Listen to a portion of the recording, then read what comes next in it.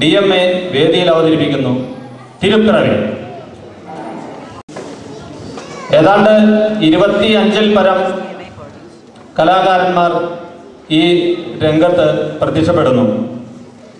ജൻസി ഷാജി, രാജേഷ് നായർ, ഷാലറ്റ് ഡയസ്, ജയകുമാർ രവീന്ദ്രൻ, ടോം മാത്യു, ശോഭ ജയകുമാർ, റോണിയ റോജൻ, എലൈൻ റോസ്, റോബിൻ വന്നിലം, തോമസ് ഡയസ്, സച്ചിൻ ജയകുമാർ, വിഷ്ണു കമ്പർ, ജോർജ് പോൾ, ജോഷുവ മാത്യു, ഡാനിയൽ ഡയസ്, എറിൻ ജോ, എമിൽ മാത്യു, വില്യം ഡയസ്, കേശവ് നായർ, ജോർജ് എലഞ്ഞിക്കൽ, നിധി ജെയ്സൺ, അപർണ ഗിരീഷ്, പോൾ കുര്യാക്കോസ്. ഈ തിരുപ്പിറവിയുടെ ഡയറക്ഷൻ റോജൻ.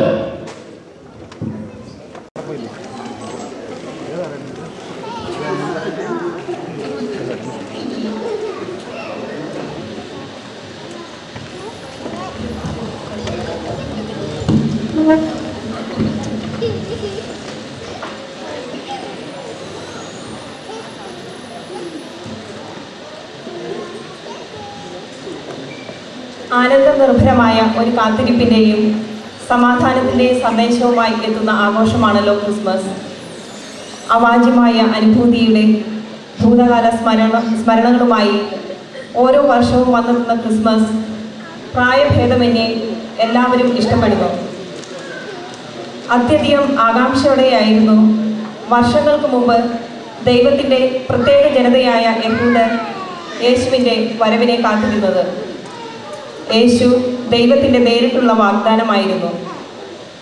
ഈ ലോകരക്ഷയ്ക്കായി ദൈവം തന്നെ മനുഷ്യനായി അവതരിക്കുകയായിരുന്നു. ചരിത്രത്തിൻ്റെ ഏടുകളിൽ ഒരു പുതിയ കാലഘട്ടത്തിൻ്റെ തന്നെ തുടക്കം കുറിച്ച യേശുവിൻ്റെ ജനനവും അതിനനുബന്ധമായ സംഭവങ്ങളും ഈ നേറ്റിവിറ്റി ഷോയിലൂടെ DMA നിങ്ങളുടെ മുമ്പിൽ അവതരിപ്പിക്കുന്നു.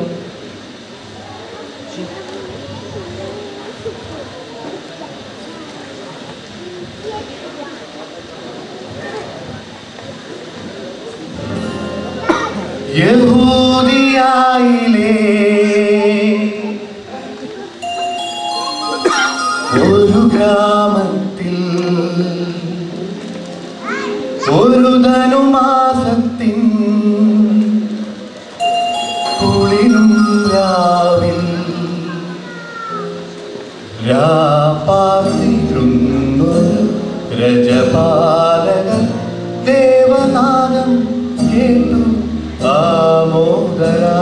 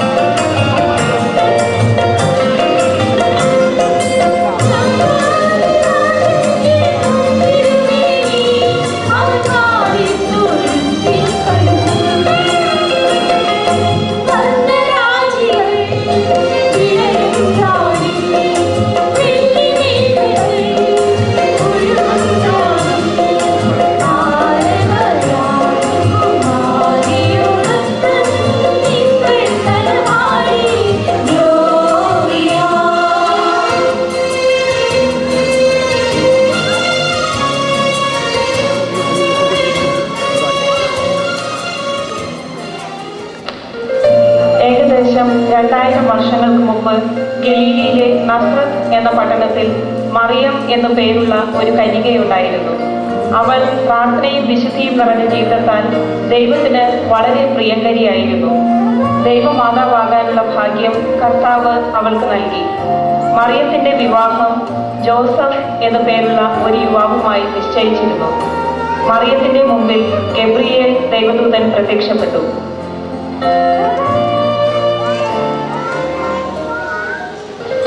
ദൈവകൃപ നിറഞ്ഞവളെ സ്വസ്തി, കർത്താവ് നിന്നോട് കൂടെ. മറിയമേ, നീ ഭയപ്പെടേണ്ട. നീ ഗർഭം ധരിച്ച് ഒരു പുത്രനെ പ്രസവിക്കും. നീ അവന് യേശു എന്ന് പേരിടുന്നു. ഇതെങ്ങനെ സംഭവിക്കും? ഞാൻ ഇനിയും വിവാഹിതയല്ലല്ലോ. പരിശുദ്ധാത്മാവ് നിന്റെ മേൽ വരും. അവിടുത്തെ ശക്തി നിന്റെ മേൽ ആവസിക്കും. ദൈവത്തിന് ഒന്നും അസാധ്യമല്ല. ഇതാ കർത്താവിന്റെ ദാസി, നിന്റെ വാക്ക് എന്നിൽ സംഭവിക്കട്ടെ.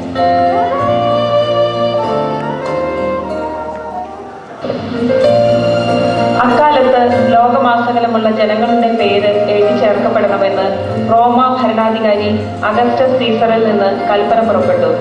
ജോസഫ് ദാവീദിന്റെ വംശത്തിൽപ്പെട്ടവനായിരുന്നതിനാൽ നസ്രത്തിൽ നിന്നും ബെത്ലഹേമിലേക്ക് അവർക്ക് പോകേണ്ടിയിരുന്നു. പൂർണ്ണ ഗർഭിണിയായ മറിയത്തെയും താങ്ങി ഗലീലയിലെ മലയോരങ്ങളിലൂടെ ദിവസങ്ങളോളം സഞ്ചരിച്ച് ജോസഫ് ബെത്ലഹേമിലെത്തി. സത്രങ്ങളെല്ലാം തിങ്ങി നിറഞ്ഞിരുന്നതുകൊണ്ട് അവർക്ക് താമസിക്കാൻ ഒരിടവും ലഭിച്ചില്ല.